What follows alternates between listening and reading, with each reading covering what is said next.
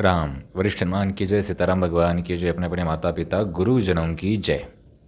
आज हम जानकारी देंगे आपको। बहुत से लोगों को प्रश्न पड़ता है कि वरिष्ठ हनुमान हम कैसे आए, क्या करें, क्या होंगे नियम, क्या पालन करना पड़ेगा।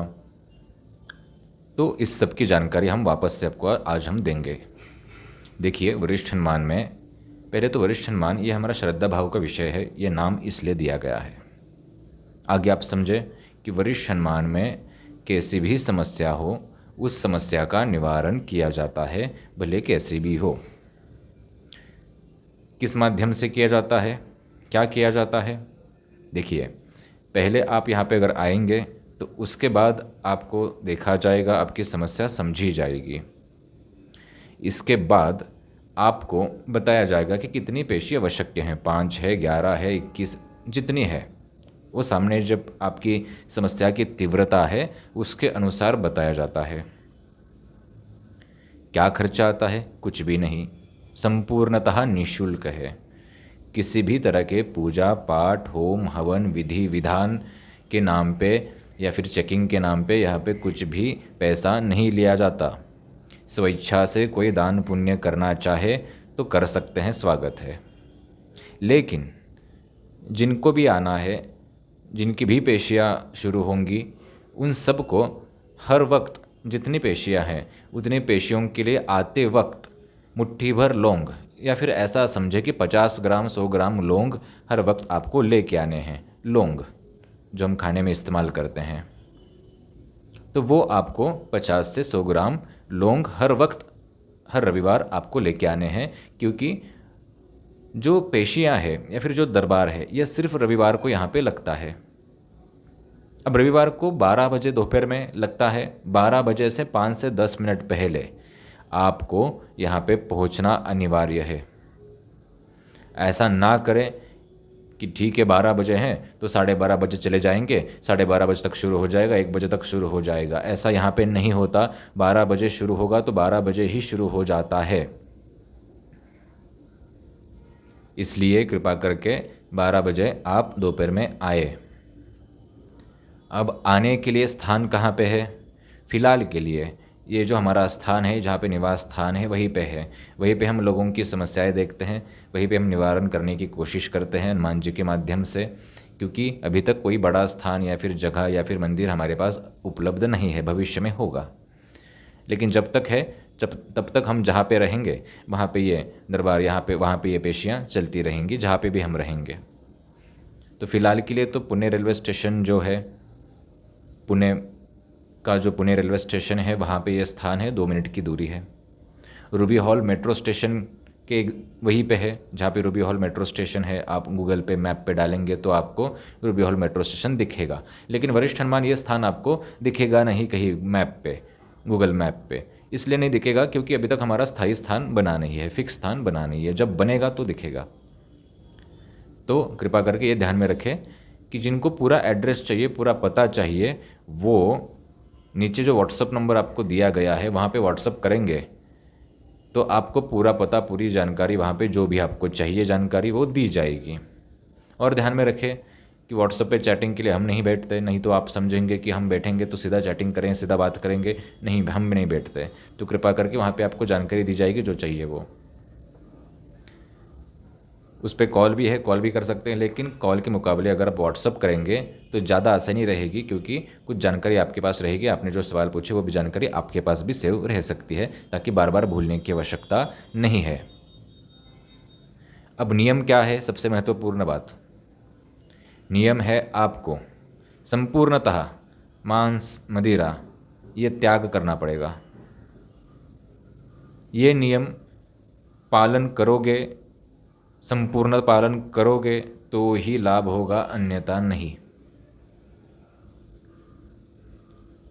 जो भी लोग आते हैं ये ध्यान में रखें। आप बोलेंगे कि नहीं मैं तो पालन कर लूँगा, लेकिन परिवार वालों को पता नहीं, उनका पता नहीं कि वो पालन करेंगे कि नहीं करेंगे। उनका छोड़ दो, तुम तो करोगे ना। तुम तो संपूर्ण पालन करो। दूसरे का मत देखो, किसी और का, खुद का देखो कि खुद पालन करेंगे, ठीक है, तो हो सकता है परिवार की तरफ भी लाभ हो। धीरे धीरे उनकी भी बुद्धि इन सब जो तामसिक चीज़ें हैं इनसे हट जाए।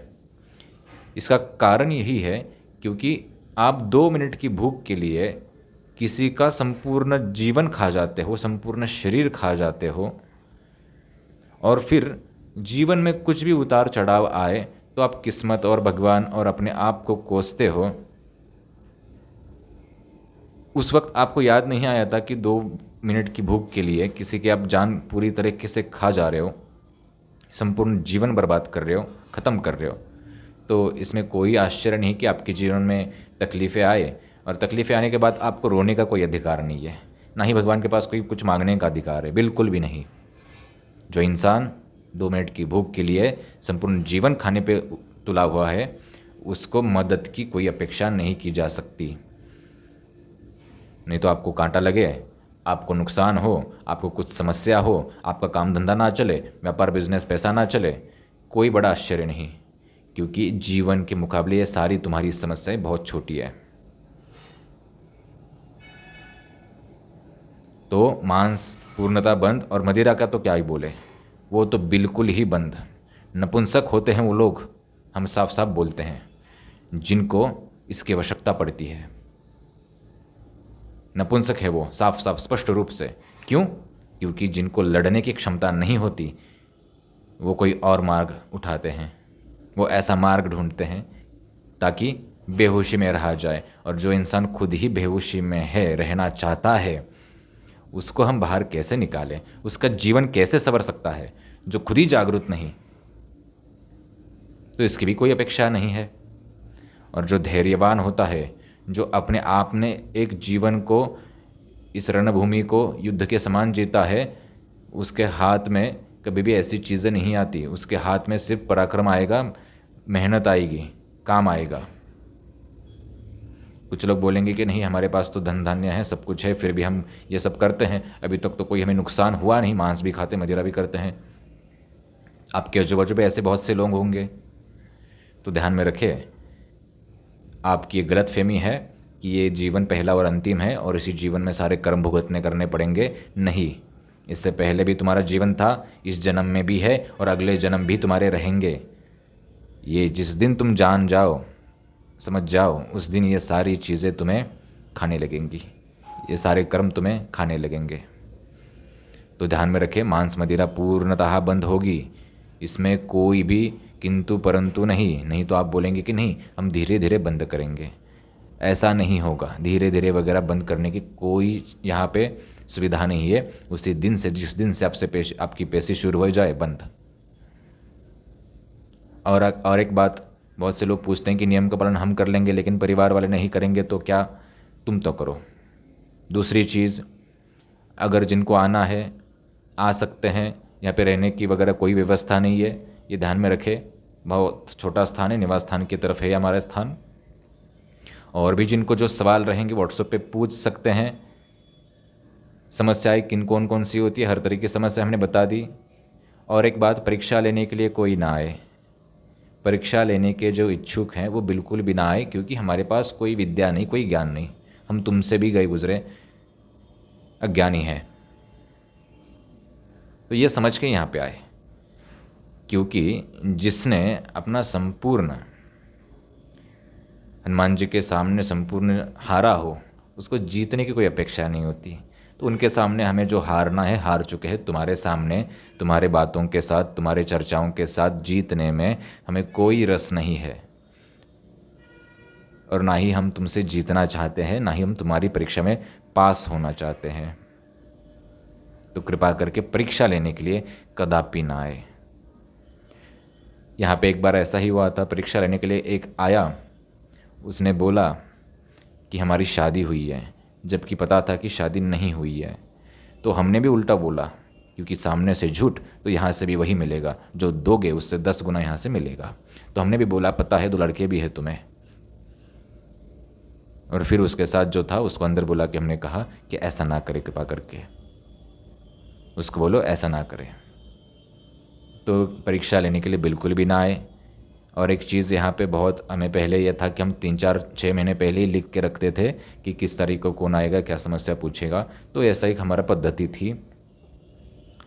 परीक्षा लिखने वाली कोई विद्या हमारे पास नहीं है, क्योंकि परीक्षा पिशाच विद्या के माध्यम से लिखा जाता है। नाम हनुमान जी का, काली दुर्गा भवानी का होता है। तो ये भी ध्यान में रखें। वो बात अलग है कि आपके दिमाग में ये बिठाना या फिर आपके दिमाग में जो अभी परीक्षा वालों की प्रतिमा बनी है उसको निकालना लगभग असंभव है। आपकी श्रद्धा तो वहाँ पे जाने ही वाली है। लेकिन जो थोड़ा सा जागरूक है वो समझ जाएंगे मैं क्या बोल रहा हूँ, और जो साधना जगत में है उनको तो पता ही है कि मैं क्या बोल रहा हूँ।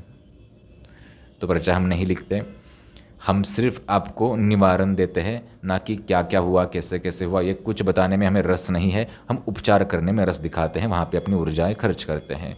भक्ति भाव से आ सकते हैं। ध्यान मेडिटेशन यहाँ पे किया जाता है। अभी स्थान छोटा है तो भी हम कोशिश करते हैं करवाने की। जो भी हमारा असली ध्यान है, असली मेडिटेशन है, उसको यहाँ पे सिखाया जाता है, जो कि बाहर लाखों रुपए में लोग सिखाते हैं। तो ये सब बातें हमने आपको बता दी। हर रविवार को दरबार के बाद ही ध्यान होता है। गुरु दीक्षा की बात आपको बता दें। कुछ लोगों को लोग पूछते हैं कि गुरु दीक्षा हमें लेनी है, तो गुरु दीक्षा भी यहाँ पे दी जाती है। अब किस संप्रदाय की दी जाती है ये भी ध्यान में रखना, क्योंकि बहुत से लोगों ने पूछा। तुम जिस संप्रदाय की लेना चाहते हो, मानना चाहते हो, उसको वो संप्रदाय की दीक्षा मान सकते हो। गुरु दीक्षा होती है। कृपा करके संप्रदायों में, मठ मंदिरों में, चर्चाओं में इनको ना बांधे। और जो लोगों ने बांध के रखा है वो अपने संप्रदाय को श्रेष्ठ दिखाने के लिए उन लोगों ने ऐसा किया है। तो गुरु से यहाँ पे हर चीज़ का ज्ञान दिया जाता है।